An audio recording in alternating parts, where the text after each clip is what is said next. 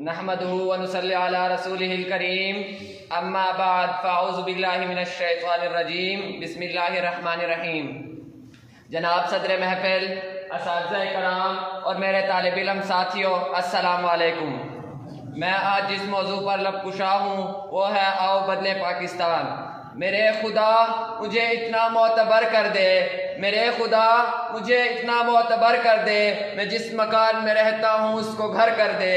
ستارہ سحری ڈوبنے کو آیا ہے، ستارہ سحری ڈوبنے کو آیا ہے، ذرا کوئی میرے سورج کو باخبر کر دے۔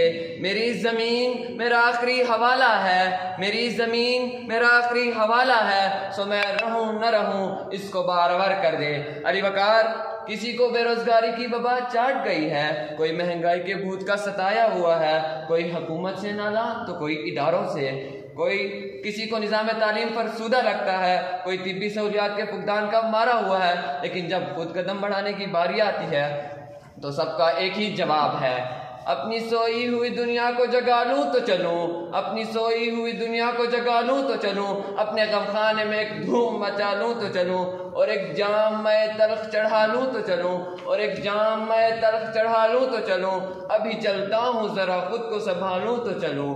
علی وقار، اور میرے آج کا موضوع بھی یہی ہے کہ اس طرز عمل کو بدلا جائے، طرز فکر کو بدلا جائے، طرز زندگی کو بدلا جائے، طرز آرزو کو بدلا جائے، طرز وفا کو بدلا جائے، طرز عطا کو بدلا جائے، طرز ادا کو بدلا جائے۔ تو پھر آئیے بدلے پاکستان۔ اور مجھے یقین ہے علی وقار کہ جب اپنا قافلہ عزم و یقین سے نکلے گا، کہ جب اپنا قافلہ عزم و یقین سے نکلے گا، جہاں سے چاہیں گے رستہ وہیں سے نکلے گا۔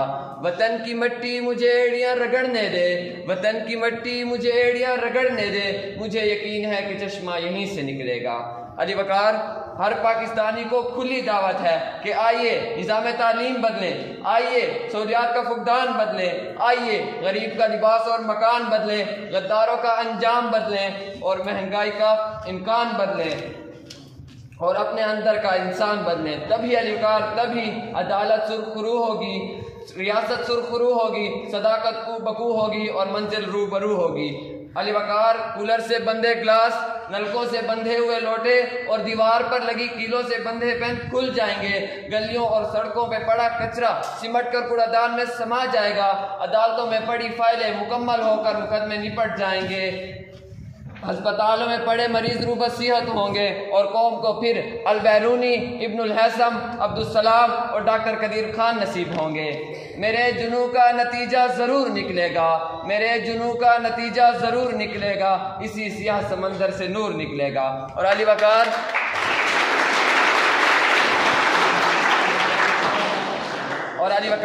یہ نہ تو مشکل ہے اور نہ ہی ناممکن، بس ہمیں ایمان، اتحاد اور یقین محکم کو مضبوطی سے تھام کر بنا لڑکھڑائے آگے بڑھنا ہوگا۔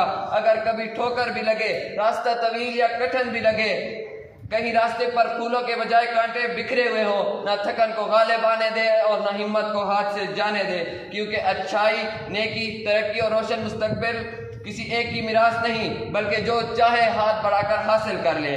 علی وقار، بس حوصلہ، ہمت اور لگن شرط ہے، منزلیں خود آ کے قدم چومتی ہیں اور دولت، شہرت اور عزت گھر کی باندھی بن جاتی ہیں۔